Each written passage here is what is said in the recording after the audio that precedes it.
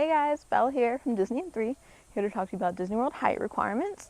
Let's just jump right in. Okay, so for the Magic Kingdom, to ride 3 mountains, you have to be at least 40 inches tall to ride Big Thunder Mountain and the Splash Mountain, and you have to be 44 inches tall to ride Space Mountain. So just be aware of that. If your kid's about 42 inches, they can ride two of the mountains, but they can't ride Space Mountain yet. Okay, and also Stitch's Great Escape has a height requirement of 40 inches. Just watch out for that. If you're in Epcot and you want to ride Mission Space, you have to be 44 inches tall. Soarin', you have to be 40 inches. And Test Track, you also have to be 40 inches. And let me just cut in here. It's very important to know how tall your kids are before you go on vacation, because it happens every day at Disney World. Someone will wait in line with their kids a couple hours or like a really long time to ride a ride. They get to the front and their kid's about this much too short. So you don't want that to happen to you. I just want to save you some time. It's a good idea to measure your kids before you go. But if you don't have any ruler or anything like that, you can always go to the front entrance of the parks and ask them, can you measure my kid for me? Make sure that they're going to be tall enough to ride. They have the little stick thing for you and they can help you out. So it's good to just know before you get into that line. Okay, so back to the rides. Hollywood Studio, Rock and Roller Coaster, you have to be 48 inches tall. So watch out for that, 48 inches tall. Star Tours, you have to be 40 inches. That's not too bad, that's not very tall. And then Twilight Zone, you have to be 40 inches tall. Twilight Zone Tower of Terror, sorry about that.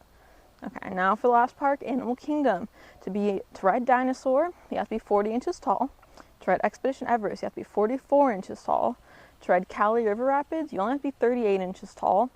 And for the Primeval Whirl, you have to be 48 inches tall. Now, just something to think about. If you have, say, you and your husband are at Disney World, or you and your spouse, sorry, and you're taking your kid and he's about 5 years old and he's not tall enough to ride a ride, but you really want to go on the Rock and Roller Coaster. Your husband really wants to go on the Rock and Roller Coaster, but your son's too short to ride. What you can do is, instead of you waiting with your kid and your husband goes ride it, or your husband waits with the kid and you go ride it, you can actually do this thing called child swap. So instead of you having to wait in line twice, you go to the front of the line, like you wait in line once, your husband will go, for example, and he'll say, we need a rider swap, and they'll give you another little ticket thing, and they'll tell you that you can switch your kid, and then your wife can ride. That sounds a little bit confusing, but it's actually a really good perk from Disney World, because that way you don't have to wait in 2 hours again to get on the same ride, and it'll save you a lot of time, a lot of stress, and that way you don't miss out on the fun too. So, I'm just going to add that in there. Disney World, there really are not that many height requirements for kids. Like, I know Magic Kingdom has 27 rides and attractions, and only 4 of them you have to be a certain height. But you also got to watch out for, are your kids ready for such an intense ride? I know, for example, Mission Space has like 3G force or something like that, like pretty intense ride. And just because maybe your 8-year-old's tall enough to ride it, you just have to check if it's going to be too intense for him or not.